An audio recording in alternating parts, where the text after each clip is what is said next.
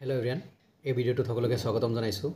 যিবোৰ ষ্টুডেণ্টে ঈশানোদয় 2024 বৰ্ষত কৰিছিলা, মানে ঈশানোদয় স্কলাৰশ্বিপ 2024-25, যিবোৰ ষ্টুডেণ্টে এপ্লাই কৰিছিলা, বহুতে কমেণ্ট কৰি আছে যে দাদা আমি পে'মেণ্ট কেতিয়া পাম, আমাৰ মেৰিট লিষ্ট কেতিয়া আহিব। চ' কথাখিনি শুনিবা, যিবোৰ মোৰ পুৰণা ভিউৱাৰ্ছ বা ষ্টুডেণ্ট।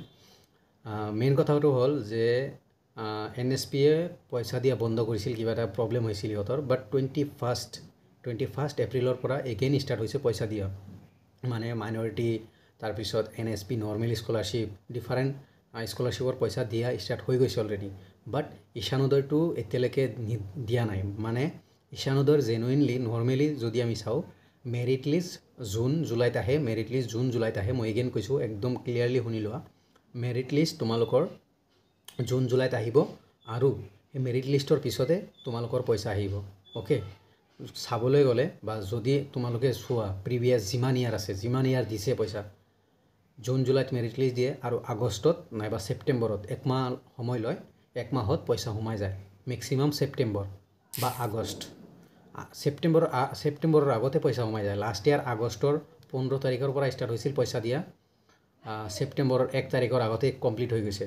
চ' মই বাৰে বাৰে কৈ আছোঁ, জুনৰ পিছত, জুনৰ আফটাৰ 10 জুন মানে এপ্লাই ষ্টাৰ্ট হ'ব নতুন বছৰৰ কাৰণে।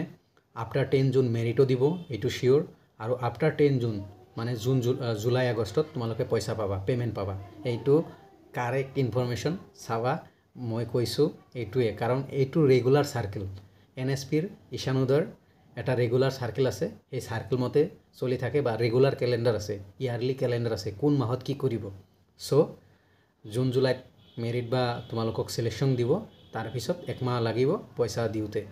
তো এইখিনি মেইন টপিক আছিল। হোপ বুজি পাইছা। ভিডিঅ'ত কমেণ্ট কৰিবা কি আৰু কি ৰিলেটেড ভিডিঅ' লাগে, কি ইনফৰমেশ্যন আৰু কি প্ৰব্লেম। Thank U everyone.